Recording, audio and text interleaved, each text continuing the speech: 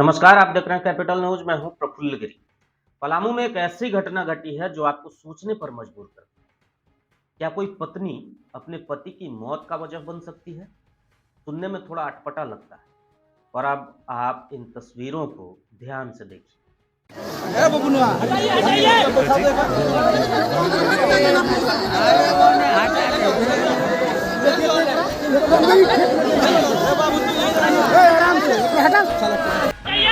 अरे उसको हटाइए, उसको ले लो दे काची के। नहीं है ये तो बहन है। एकरा नहीं ठीक नहीं लगा। हटाइए उसको, हटाइए हटा हटा उन्हें हटा। बदमाशी करेगा। मारिए मारिए, हटाइए ना, हटाइए उसको। आपने देखा होगा, हजारों की भीड़ में एक महिला को कुछ लोग उठाकर भीड़ से फेंकने की कोशिश कर रहे हैं, हटाने की कोशिश कर रहे हैं। वो महिला पार्थिव शरीर के अंतिम दर्शन करना चाहती है, अंतिम बार प्रणाम करना चाहती है, लेकिन वहां मौजूद भीड़ उसे ये नहीं करने देती, और लोग उस दुख के मंजर में भी महिला पर टूट पड़ते हैं, डांटते हैं, फटकारते हैं। दरअसल ये मंजर पलामू जिले के लेस्लीगंज थाना क्षेत्र के इटहे गांव का है। इटहे गांव के रहने वाले हवलदार नंदकिशोर सिंह, जो धनबाद जिले के टुंडी थाना क्षेत्र स्थित सीआरपीएफ कैंप में हवलदार के पद पर तैनात थे, उन्होंने अपनी ही राइफल से खुद की जीवन लीला समाप्त कर दी।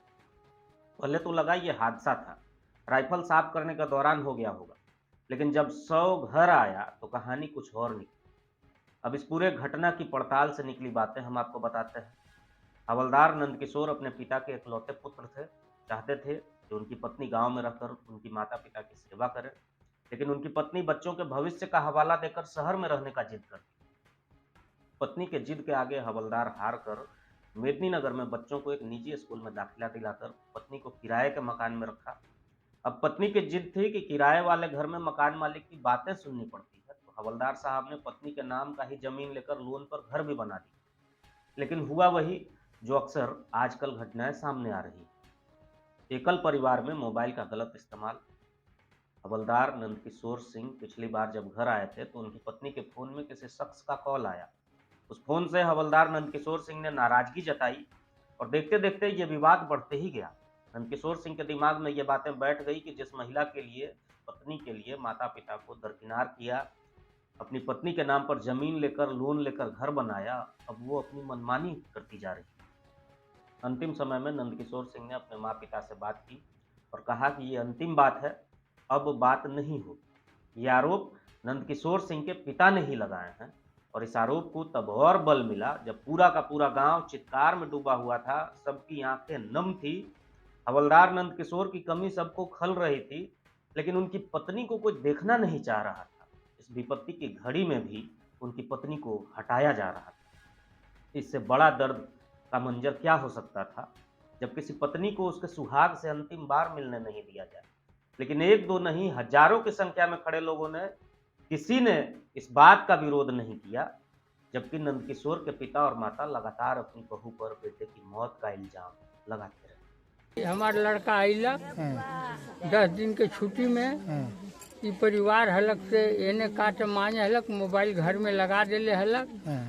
अब मोबाइल में फोन अइलक, हमरा लड़का फोन उठा लेलक तो दूसरा कोई, जब उठा लेलक फोन दूसरा कोई, तो हमारा लड़का गुम गई। घूम के घर में चटाई बिछा के सूत गई। ये औरत हलक से लुगा फटा सब लेके अब निकल गई। तो जाके बेटा हमारा अपन गनी वनी सब तीरलक, तीर के रख के तो ओकरा दुचकिया से ओकरा रोड पर महावीर मोड़ कर दिलन। महावीर मोड़ से उ चल गईलक। दूसरा रोज के बाद बेटा हमार गईलक तब चल गई डिप्टी गई तो खाली बहन से समाचार माई से बतौलक जो माई अब हम ढेर दिन के जिंदगी ना हो, अब हम ना बचब।